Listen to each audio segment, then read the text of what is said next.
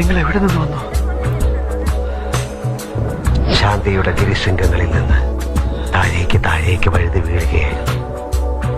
പർവ്വതങ്ങളുടെ ഇടയിലൂടെ ഉരുണ്ട് മഞ്ഞുകട്ടകൾക്കൊപ്പം താഴേക്ക്.